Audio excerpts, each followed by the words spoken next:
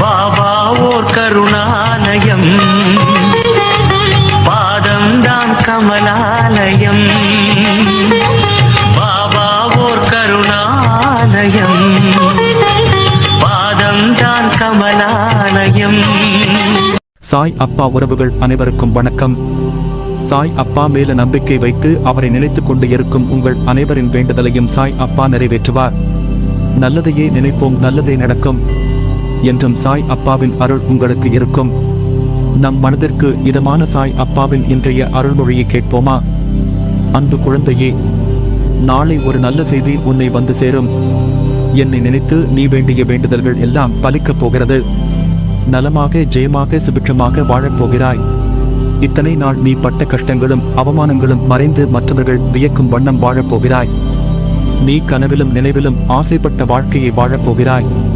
அதை நானே உனக்கு வரமாக அளிப்பேன். எப்போது என்னை நீ வந்து சேர்ந்தாயோ அப்போதே நீ என் பொறுப்பு. என்னிடம் வந்து சேர்பவர்களில் நல்லவனோ கெட்டவனோ அதை நான் பார்ப்பதில்லை. என்னை சரண் அடைந்து விட்டவர்களை நான் புறம் தள்ளுவது இல்லை. அவர்களுடைய அனைத்து விஷயங்களுக்கும் நான் பொறுப்பேற்கிறேன். அவர்களை காப்பதே என்னுடைய வேலை. அவர்களின் நன்மை தீமை கணக்கை பார்த்து காப்பாற்றும் தன்மையுள்ளவன் நான் அல்ல. அதை வேறு ஒருவன் பார்த்துக் கொள்வான். அதற்கேற்ப பலன் தருவான். நான் தரும் நன்மைகள் அனைவருக்கும் பொதுவானவை. எனது தராசு தட்டுக்கள் யாருக்காகவும் இறங்குவதும் இல்லை, ஏறுவதும் இல்லை. அதே போல என்னை 40 ஆண்டுகள் வணங்கியவனாக இருந்தாலும் சரி, 4 நாட்கள் வணங்கியவனாக இருந்தாலும் சரி, ஆத்மார்த்தமாக என்னை கூப்பிட்டால் உடனடியாக நான் பதில் கூறுகிறேன்.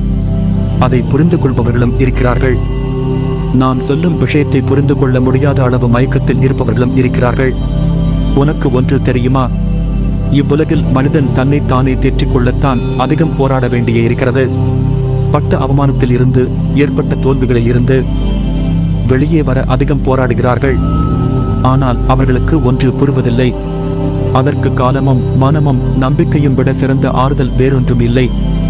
எந்த ஒரு சூழ்நிலையிலும் செய்த தவறை மறைக்க அடுத்தவர் மீது பழி போடாதே. முடிந்தவரை செய்த தீங்கை ஒப்புக்கொண்டு மன்னிப்பு கேட்டுவிடு. அவர்கள் உன் மன்னிப்பை ஏற்கவில்லை என்றாலும் பரவாயில்லை. நீயாவது மன நிம்மதியோடு இருப்பாய். தகுதி உள்ளவர்கள் மட்டுமே இவ்வுலகில் வெற்றி பெற முடியும். இது காலத்தின் தீர்ப்பு. எவரையும் உயர்த்தி பிடிப்பதால் நீ உயர்ந்து விடுவதுமில்லை, தாழ்த்தி பேசுவதால் தாழ்ந்து விடுவதும் இல்லை. நீ உன்னுடைய ஆற்றலையும் கடமைகளையும் ஒழுங்காக செய். நீ எதையாவது மாற்ற விரும்பினால் முதலில் உன் எண்ணத்தை மாற்று. நீ மாறாமல் எதுவும் மாறாது. நம்பிக்கையுடன் கூடிய முயற்சி எப்போதும் தோல்வியடைவதில்லை. விடாமுயற்சியுடன் நேரத்தை வீணடிக்காது நீ வேலை செய்தால் அந்த வெற்றி கோப்பை உன் கையில் வந்து சேரும். இப்படி உழைத்தால் நீ ஜெயிப்பாய். உன் பாதையில் வரும் தடைகளை நானும் உடைப்பேன். உன்னை நிச்சயம் ஜெயிக்க வைப்பேன். நீ சந்தோஷமாக வாழ வழிவகை செய்வேன். நீயும் உன் குடும்பமும் மகிழ்ச்சியாக வாழ உறுதுணையாக இருப்பேன். அது என் பொறுப்பு. எளிய வாழ்க்கையும் உயர்ந்த சிந்தனையும் இருந்துவிட்டால் எப்போதும் மகிழ்ச்சிக்கு குறைவிருக்காது. இரக்க உணர்வு மிகுதியானால் துன்பங்கள் குறையும், மகிழ்ச்சி பன்மடங்காகும். அது மட்டுமின்றி இரக்கம் ஒரு மனிதனின் ஆரோக்கியத்தை பலப்படுத்தும். அன்பு செலுத்தினால் மனிதன் இரக்கம் கொண்டால் புனிதன். அதனால் மற்றவர்கள் மீது இரக்கம் காட்டு. அதை விட்டுவிட்டு உன் வாழ்க்கையை நினைத்து கவலைப்பட்டு கொண்டிருக்கிறாய். உன் வாழ்க்கையை விட உனக்கு வரும் கஷ்டம் பெரியதா? முதலில் அதை யோசித்து பார். நீ நினைக்கின்ற வகையில்தான் உன் கஷ்டம் உன் கண்களுக்கு புலப்படும். அந்த கஷ்டத்தை சுக்கு நூறாக உடைத்து எரி. அதை எரிய உனக்கு சக்தி இல்லாமல் அல்ல, பயமும் பதைபதைப்பும் தான் உன்னை உடைத்து தகர்த்து எரிய யோசிக்க வைக்கிறது. நீ பளிங்கு கல் என்ன மாசுபட்டாலும் பொலிவுடன் பிரகாசமாய் ஜொலிப்பாய்.